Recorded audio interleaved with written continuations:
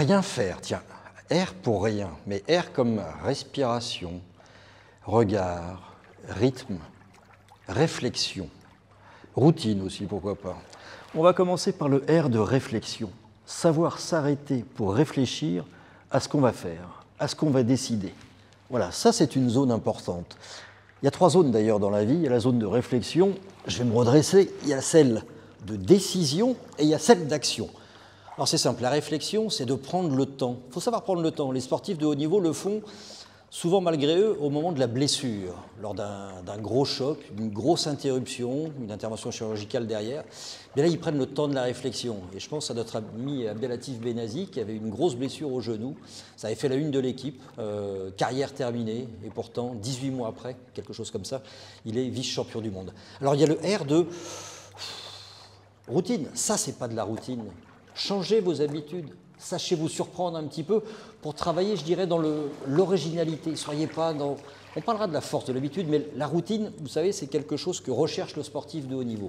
Savoir reproduire les mêmes gestes sans que ce soit lassant. La routine dans un couple, moi je ne suis pas bien placé pour le savoir, mais la routine dans un couple, ça tue le couple. Eh bien, dans la préparation du travail, c'est pareil. Si vous ne savez pas vous surprendre, ne pas vous amuser, eh bien, à l'arrivée, ce sera une routine qui va être vraiment bloquante, où il ne va rien se passer finalement. Donc savoir casser la routine, c'est important.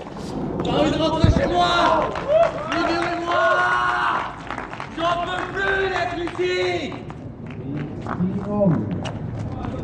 J'en peux plus! Et quand on est ici à Aquavilla, à Cormontreuil, dans la zone commerciale, bien voilà, on prend le temps de réfléchir posément, de respirer. Parce que la respiration, quand on prend la parole en public, c'est quelque chose de fondamental, de capital même. Si vous êtes essoufflé, ben voilà, ça va être dramatique parce que votre cerveau va s'embuer, vous n'allez pas savoir raconter exactement ce qu'il faut. D'après vous, quelles vont être les consignes pour la seconde période, puisque vous êtes réduit quand même à 14 depuis le début du match? Oh, mais là, les consignes, ça va être simple. Il va falloir rentrer avec des tripes énormes.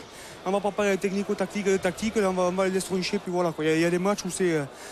on est 14, ils sont 15, on va y aller avec une grosse paire, comme on dit.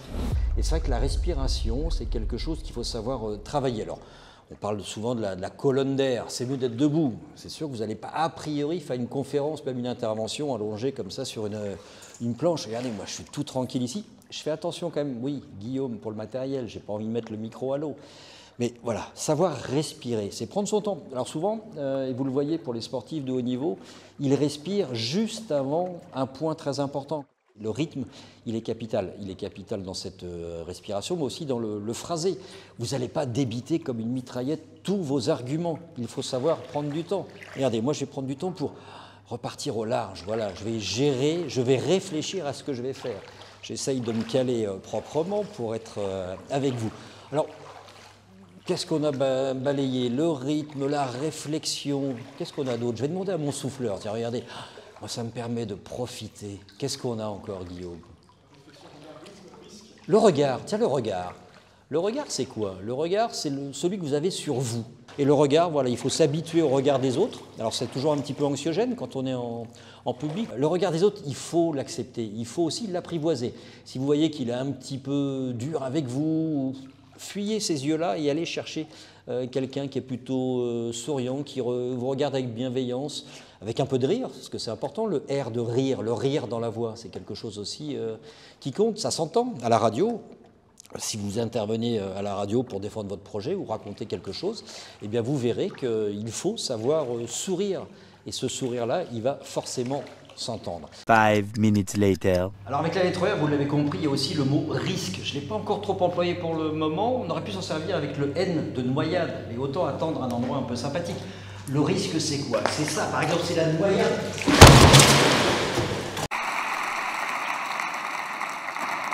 And the Oscar goes to... Une fois que vous êtes noyé, c'est simple, j'ai gardé mon petit micro à côté. Vous risquez quoi? Effectivement, vous risquez de perdre un petit peu pied. Là, ça va, c'est un petit bain, j'arrive, pourtant, vu ma grande taille, j'arrive à toucher le fond, je suis tranquille et tout. Sur votre prise de parole, ce sera pareil. Le risque, c'est quoi?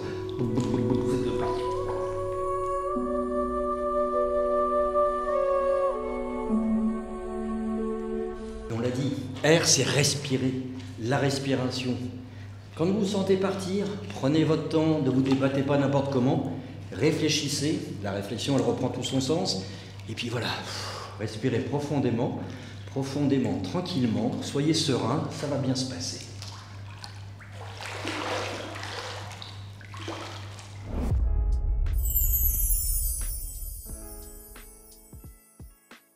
Je ne vous cache pas que le R, j'ai pris plaisir de le tourner avec Guillaume, avec notre cadreur, parce que voilà, c'est un moment de détente, de réflexion, de tranquillité, et ça fait toujours du bien. Alors le R, pour les sportifs, j'aurais pu aller chercher, je ne sais pas qui d'ailleurs. Pour ça qu'on est parti sur autre chose, on est parti sur reconversion. Le sujet de la reconversion pour les sportifs de haut niveau, c'est quelque chose de compliqué, parce que quand on est en pleine activité, on ne pense pas forcément à demain, à l'après-demain. Qu'est-ce que je vais faire de ma vie? C'est sûr que les sportifs qui gagnent beaucoup d'argent n'ont pas cette préoccupation, mais beaucoup des sportifs qui nous font rêver pourtant, je pense à tous les athlètes olympiques, à des gens qui sont sur des disciplines qui ne sont pas forcément les plus lucratives, mais il faut réfléchir à l'après. Alors la reconversion, j'ai envie de prendre 3 exemples de 3 personnalités qui nous ont accompagnés avec pourtant des gens originaires du ballon rond. Et oui, le premier c'est Amaury Delerue. Amaury Delerue, vous le connaissez peut-être, son crâne chauve a non pas hanté mais a animé pas mal de terrains. Il était arbitre international, plus de 10 ans en Ligue 1, plus de 5 ans aussi sur les matchs internationaux. Il a dirigé une finale de Coupe de France et quand il le raconte, Amaury, qu'on a eu le plaisir d'accueillir au Mercure Farman, eh bien, il nous raconte qu'il fallait prendre beaucoup de décisions en très peu de temps. Et lui, sa reconversion, alors qu'il était professeur du côté de Bordeaux, en STAPS par exemple, il s'est aussi développé dans le côté préparateur mental, coach mental. Sa reconversion, elle est là. Optimiser la performance, aller chercher le meilleur, la quintessence de chacun. Lui qui était plutôt le censeur, là pour sanctionner, Amaury Delerue, donc est parti sur un tout autre horizon. Autre sportif que je voulais mettre en avant aujourd'hui au sujet de cette reconversion, c'est Antoine Deveau. Antoine Deveau, alors dans cet élément, il pourrait trouver sa place. Antoine, ancien capitaine du Stade de Reims, plus de 300 matchs en professionnel. Antoine Deveau, sur un terrain de foot, c'était plutôt ce qu'on appelle un porteur d'eau. Voilà, regardez, cet élément liquide lui allait bien. C'était un peu l'image qu'il donnait au service des autres. Eh bien, Antoine, il s'est reconverti non pas dans l'eau, mais dans la sommellerie. Et oui, Antoine Deveau est devenu sommelier. Il est passionné par le vin, par la découverte, l'apprentissage des cépages, des différents châteaux, des différents domaines, de toutes les régions possibles. Lui, il faisait son tour de France quand il était footballeur, que ce soit en Ligue 1, en Ligue 2, dans ses différents clubs. Bien là, maintenant, il va piocher, il fait ses matchs, voilà, en fonction de différents terrains qu'il va pouvoir explorer. Et il met ses compétences au service du client, entre autres à la Grande Georgette, à côté de l'hôtel, la caserne Chanzy, au pied de la cathédrale de Reims. Dernier exemple de reconversion, et non des moindres, c'est quelqu'un qui avait été élu meilleur joueur du championnat de France en 2001. Il était encore à Nantes à l'époque, avant de s'envoler pour l'Olympique lyonnais. C'est Éric Carrière. Et la reconversion d'Éric Carrière, elle est très intéressante parce qu'Éric avait, lui qui a été formé à Nantes, alors qu'il est originaire de Muret, qui a gagné plusieurs fois, 6 fois je crois, le championnat de France, il a gagné des Coupes de France, tout ça avec Nantes et avec Lyon. Ce qui est intéressant avec Éric, c'est du temps de sa carrière, alors qu'il a été quand même aussi international, alors pas la bonne période, hein, juste après le titre de l'Euro 2000 et avant la Coupe du Monde 2002. Donc il n'a pas eu la reconnaissance qu'il aurait pu espérer, mais bon, il tombait sur la génération de Zinedine Zidane, ça c'est pas simple. Éric, déjà, il avait imaginé un préparateur mental, un préparateur physique, un analyste vidéo du temps où il jouait, alors qu'il était meneur de jeu de son équipe. Mais Éric, aujourd'hui, il est reconverti non pas dans l'eau, là aussi, c'est un petit clin d'œil, il est reconverti dans le vin. À Dijon, il a monté ce qu'on appelle les caves Carrière. Et c'est quelque chose d'assez prenant pour lui, parce que, alors, il fait bien évidemment il a des allocations sur les plus grands domaines de Bourgogne, mais il a aussi plein de vins comme ça qui peut aller shipper au gré de son réseau. Le R de réseau aussi, ça fait partie, on aurait pu l'évoquer, mais là on est sur la prise de parole. Éric, voilà, aujourd'hui prêche la bonne parole avec des vins de très très grande qualité, avec aussi la construction d'une équipe. Ça fait partie de son management, lui qui était meneur de jeu.